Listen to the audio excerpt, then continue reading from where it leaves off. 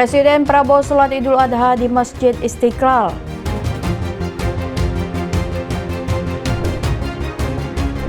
Pemerintah memberikan diskon tarif tol 20% libur Idul Adha dan libur sekolah.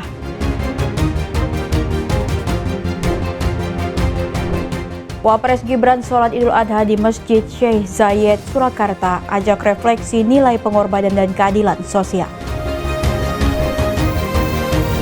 Ya, halo, selamat malam pemirsa setia Berita Nasional TV. Senang sekali Berita Nasional Malam kembali hadir menyapa Anda. Selain 3 berita utama tadi akan ada informasi lainnya dari dunia politik, ekonomi hingga isu sosial yang sedang hangat diperbincangkan. Tentunya bersama saya, Lydia Judita.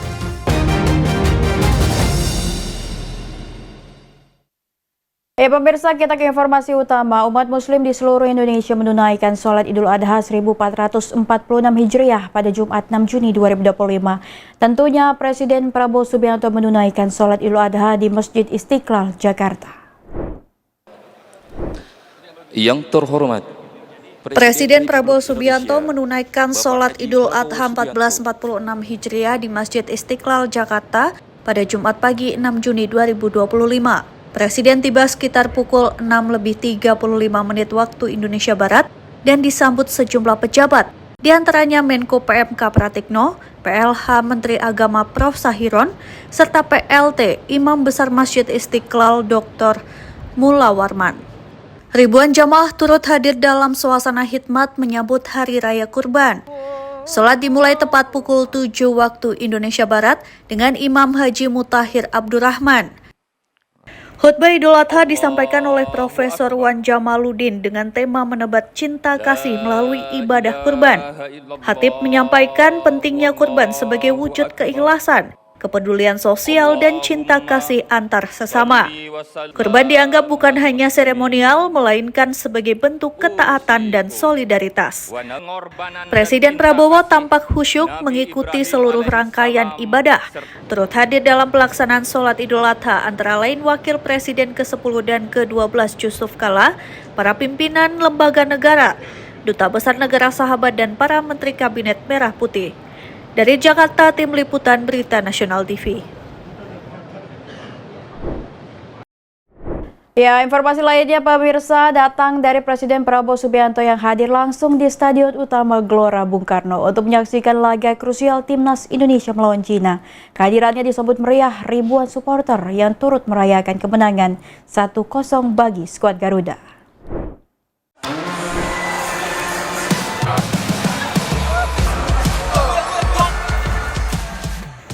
Stadion Utama Gelora Bung Karno bergemuruh saat Presiden Republik Indonesia Prabowo Subianto hadir langsung menyaksikan laga krusial Timnas Indonesia melawan Cina dalam lanjutan kualifikasi Piala Dunia 2026. Mengenakan jaket putih bernomor 08, Presiden disambut antusiasme ribuan supporter yang menyambut kehadirannya dengan sorak-sorai dan yel-yel semangat. Atmosfer semakin memuncak saat Prabowo berdiri di tribun utama, memberikan dukungan langsung kepada skuad Garuda. Indonesia berhasil memetik kemenangan tipis 1-0 atas Cina. Hasil yang mempertahankan harapan untuk melaju ke putaran selanjutnya. Gol tunggal itu disambut sukacita oleh penonton, membuat suasana GBK penuh emosi dan kebanggaan. Kehadiran Presiden dinilai menjadi bukti nyata bahwa sepak bola telah menjadi bagian dari agenda strategis nasional. Tak sekedar simbol dukungan, namun juga representasi dari semangat persatuan dan harapan bangsa untuk melihat Indonesia berjaya di pentas dunia. Dengan kemenangan ini, langkah Garuda kian terbuka menuju sejarah baru. Bersyukur kita berhasil, perjalanan masih ada tantangan ya, kita harus menang lawan Jepang, dan tapi insya Allah siapa tahu kali ini kita beruntung bisa masuk Piala Dunia, siapa tahu. Oke? Terima kasih ya. Dari Jakarta, Tim Liputan Berita Nasional TV. Pemirsa, ratusan warga memadati halaman Balai Kota Surakarta pada Kamis malam 5 Juni 2025 untuk menyaksikan laga lanjutan babak ketiga kualifikasi Piala Dunia 2026 zona Asia antara Timnas Indonesia melawan Cina. Suasana nobar semakin semarak dengan kehadiran mendadak Wakil Presiden Gibran Rakabuming Raka. Tanpa pengumuman resmi, Wapres Gibran yang juga mantan wali kota Surakarta itu langsung bergabung di tengah-tengah warga. Gibran duduk berdampingan dengan wali kota Respati Ardi menyaksikan pertandingan dan turut memberikan semangat bagi skuad Garuda. Laga yang digelar di Stadion Utama Gelora Bung Karno berlangsung ketat sejak menit awal. Timnas Indonesia tampil agresif menciptakan sejumlah peluang. Kebuntuan baru terpecahkan menjelang akhir babak pertama ketika Ricky Kambuaya dijatuhkan di kotak penalti. Oleh Romeni yang dipercaya sebagai eksekutor berhasil mengeksekusi tendangan penalti dengan sempurna membawa Indonesia unggul 1-0. Meski terus menekan di babak kedua, keunggulan 1 gol bertahan hingga laga usai. Hasil ini mengukuhkan posisi Indonesia di peringkat keempat klasemen grup C dengan total 12 poin dan memastikan langkah ke babak keempat kualifikasi. Antusiasme warga Surakarta terasa sepanjang acara. Wapres Gibran pun terlihat aktif menyemangati para pemain sebelum meninggalkan lokasi. Gibran menyempatkan diri menyapa masyarakat, menciptakan suasana hangat dan penuh kebanggaan bagi warga yang hadir. Dari Surakarta, Jawa Tengah, Mahendra Dewanata, Berita Nasional TV. Pemirsa, Ketua Umum Partai Golkar Bahlil Lahadalia melaksanakan sholat Idul Adha di Masjid Ainul Hikmah kantor DPP Partai Golkar Slipi, Jakarta Barat. Dalam kesempatan itu, Bahlil turut menyerahkan hewan kurban jenis sapi limosin seberat 1,2 ton kepada pengurus Masjid Ainul Hikmah. Ketua Umum DPP Partai Golkar Bapak Penyerahan hewan kurban sapi seberat 1,2 ton diserahkan oleh Ketua Umum Bahlil Lahadalia kepada pengurus Masjid Ainul Hikmah di kantor DPP Partai Golkar, Jalan Anggrek Neli Murni Slipi, Jakarta Barat. Penyerahan itu dilaksanakan secara simbolis usai Bahlil menunaikan sholat Idul Adha bersama keluarga di masjid tersebut. Tak hanya sapi milik Bahlil, Masjid Ainul Hikmah juga menerima sebanyak 61 ekor sapi dan 4 ekor kambing dari kader Partai Golkar. Hewan kurban tersebut pun langsung disembelih dan akan didistribusikan langsung ke warga sekitar di lingkungan DPP Partai Golkar, pondok pesantren, dan lainnya. DKM yang saya hormati teman-teman pengurus DPP Partai Golkar dan seluruh hadirin, saya dan keluarga yang pertama mengucapkan selamat Hari Idul Adha, mohon maaf lahir dan batin. Yang kedua, saya hari ini merasa senang karena tausiah dari Sekjen tadi khotib dan saya mengikuti dari awal sampai akhir. Dari Jakarta, Natasha Alko, Anggada Agung, Berita Nasional TV. Pemirsa, informasi lainnya, pemerintah melalui Kementerian Pekerjaan Umum secara resmi akan menerapkan diskon tarif tol 20% selama Juni-Juli 2025. Diskon tarif tol ini merupakan bagian dari paket stimulus ekonomi yang diluncurkan untuk meningkatkan daya beli masyarakat selama periode liburan. Pemerintah akan menerapkan diskon tarif tol 20% sebagai bagian dari paket kebijakan fiskal selama periode libur sekolah. Rencananya diskon tarif tol berlaku selama 10 hari. Menteri Pekerjaan Umum Dodi Hanggodo mengungkapkan pihaknya bersama Badan Usaha Jalan Tol telah sepakat memberikan diskon tarif tol sebesar 20%. Skenario pemberian diskon tarif tol itu akan diberikan selama 10 hari di waktu-waktu tertentu secara terpisah pada Juni hingga Juli 2025. Meski tidak terlalu hafal, namun menurut Hanggodo, diskon tarif tol sebesar 20% akan diberikan salah satunya saat libur Idul Adha, yaitu pada tanggal 6 Juni 2025. Kemudian diskon akan diberikan lagi saat awal libur dan di akhir libur sekolah. Ada 10 hari tol ada 10 hari, kita kasih diskon 20%, cukup luas. Saya lupa detailnya, sepertinya di Idul Adha, tanggal saya nggak begitu apa. Tadi dipercaya kepala BPJT ya detailnya ya.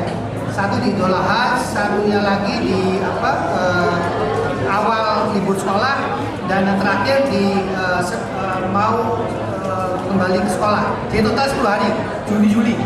Sebelumnya, pemerintah secara resmi menggulirkan paket stimulus ekonomi senilai Rp24,44 triliun untuk menjaga laju pertumbuhan dan memperkuat stabilitas perekonomian nasional. Pemerintah memutuskan 5 kelompok kebijakan dalam paket stimulus dengan sasaran utama sektor transportasi, bantuan sosial, subsidi upah, dan insentif tol. Untuk diskon tarif tol sendiri, pemerintah akan memberikan diskon tarif tol 20% untuk 110 juta pengendara. Hal ini akan menjadi bagian dari tanggung jawab Kementerian Pekerjaan Umum. Tim Liputan, Berita Nasional TV. Iya, informasi berita lainnya tentunya akan kami sajikan usai jeda berikut ini. Tetaplah bersama kami di Berita Nasional Malam.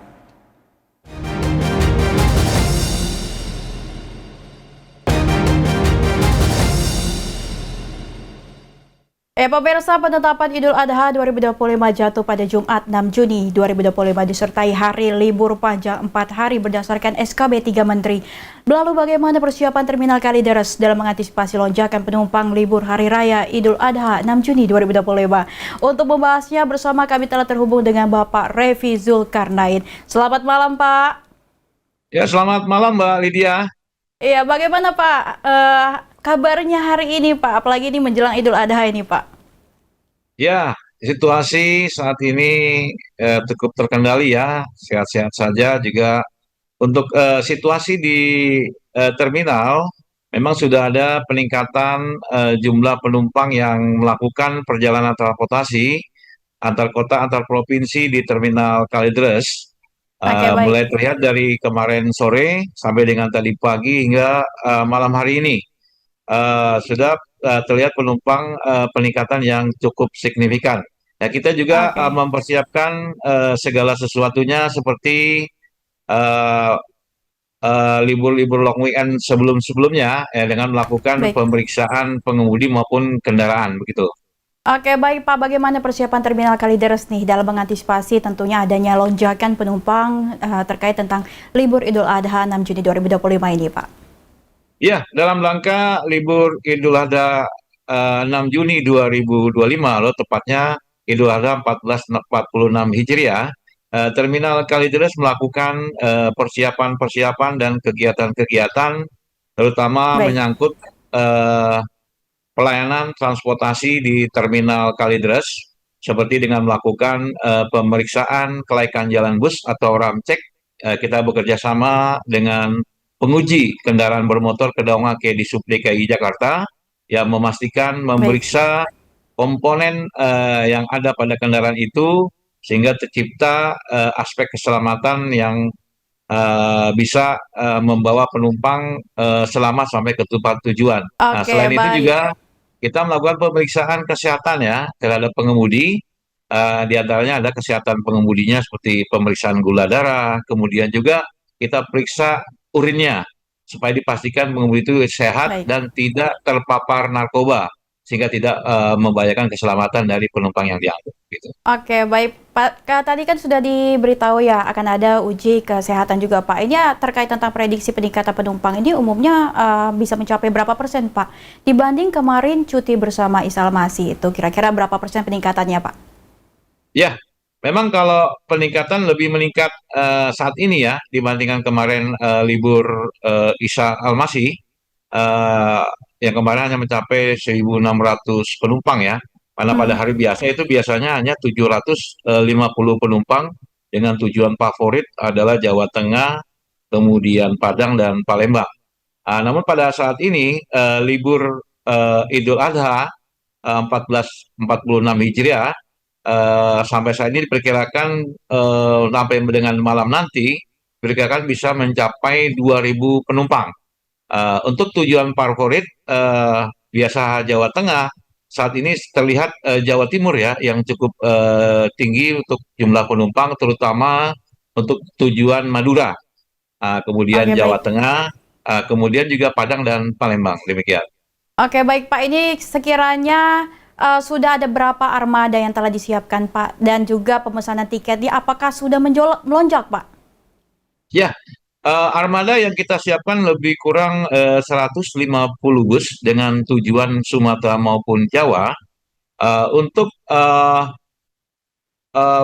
data penumpang sampai dengan tadi pukul 14.00 tadi terdata penumpang sudah mencapai 1.321 orang. Jadi Baik. diperkirakan nanti sampai dengan nanti malam pukul 24.00 itu bisa mencapai 2.000 orang. Karena memang Oke. banyak juga perjalanan yang dilakukan pada sore hingga malam hari nanti gitu. Malam hari ini gitu. Ya. Oke, baik. Berarti sudah banyak ya Pak untuk pemesanan tiket ya Pak. Ya, ini karena tadi melonjaknya pemesanan tiket, kira-kira fasilitas apa saja yang diterapkan untuk kenyamanan dan keamanan penumpang Pak? Ya, fasilitas yang kita siapkan memang masih seperti kemarin ya. Libur-libur kemarin kita siapkan ruang laktasi bagi penumpang, terus juga posko eh, pengaduan untuk penumpang apabila membutuhkan bantuan kita siapkan petugas karena kita bergabung juga dengan Baik. Polsek Kalideres yang memberikan pengamanan agar penumpang yang menunggu melakukan pemberangkatan di Terminal Kalideres merasa nyaman dan juga kita siapkan juga ruang tunggu agar penumpang bisa menunggu di tempat yang sudah disediakan. Demikian, Mbak. Oke, baik. Berarti sudah ada kolaborasi ya Pak antara pihak pemerintah dan juga kepolisian Pak. Ini apa Ya. Pak harapan dan himbauan Anda bagi awak pengemudi terkait kesiapan pengemudi dan keamanan armada bus? Ya, jadi untuk kepada pengemudi, saya harapkan juga ketika akan berangkat tetap memeriksakan kesehatannya di posko kesehatan yang sudah kita siapkan di terminal, agar dipastikan pengemudi itu tidak sakit, sehingga membawa penumpang ke tempat tujuan dengan selamat, dan juga memeriksakan juga kendaraannya. Karena petugas kita juga memeriksa kelaikan jalan bus, dan juga memeriksa kesehatan dari pengemudi. Dan juga saya harapkan juga pengemudi mengikuti aturan-aturan yang Baik. sudah ditetapkan ketika di jalan raya berkendara dengan tertib dan tidak ugal-ugalan sehingga Betul. tidak membahayakan keselamatan penumpang begitu. Oke, baik. Terima kasih Bapak Revi Zulkarnain atas waktunya telah bergabung bersama kami di Berita Nasional Ya. TV. Pemirsa, demikian Pasti. pembahasan mengenai antisipasi lonjakan penumpang di Terminal Kalideres menjelang libur panjang Idul Adha 2025. Semoga perjalanan Anda aman, nyaman, dan selamat sampai tujuan. Dan selamat merayakan Hari Raya Idul Adha 1446 Hijriah. Pemirsa, jangan kemana-mana, tetap saksikan Berita Nasional Malam.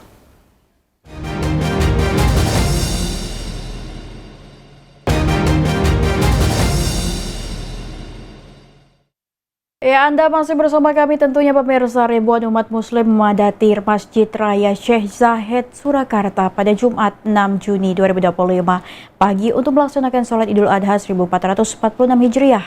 Di tengah suasana penuh hikmat dan kebersamaan, Wakil Presiden Wapres Gibran Rakabuming Raka turut hadir dan melaksanakan sholat berjamaah bersama masyarakat. Wapres tiba di masjid sekitar pukul 6.20 waktu Indonesia Barat didampingi oleh Ibu Selvi Ananda serta kedua anaknya Jan Etes dan Lalembah Manah.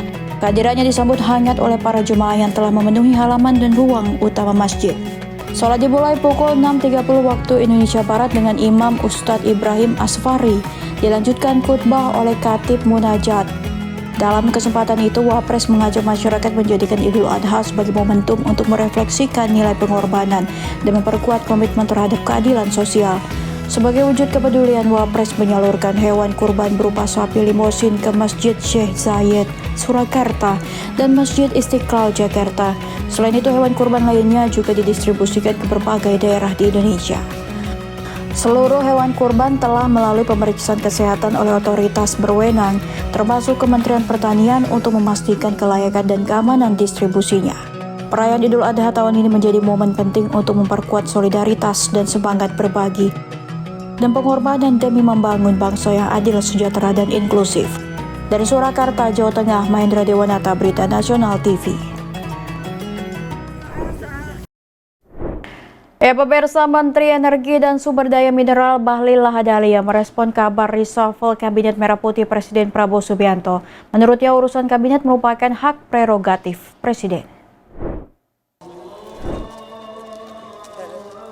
Bahlil menyebut dirinya tak berwenang banyak untuk berkomentar terkait peran pembantu presiden di kabinet. Ia menekankan hal tersebut bukan ranahnya sebagai menteri. Bahlil juga enggan berkomentar lebih. Ia mengatakan saat ini ingin fokus di momen Hari Raya Idul Fitri 1446 Hijriah. Bahlil enggan menanggapi isu bahwa dirinya akan diganti dalam perombakan kabinet. Perihal tersebut ia katakan usai melaksanakan sholat Idul Adha di DPP Partai Golkar Jakarta pada Jumat pagi. Urusan kabinet itu urusan Al-Mukarram Bapak Presiden. Jangan kita mengambil bagian yang bukan hak kita. Dari Jakarta, Natasha Alkoanggada Agung, Berita Nasional TV. Ya pemirsa, demikian Berita Nasional Malam telah menemani Anda. Saya Lydia Junita beserta kru yang bertugas pamit undur diri. Selamat malam dan selamat beristirahat.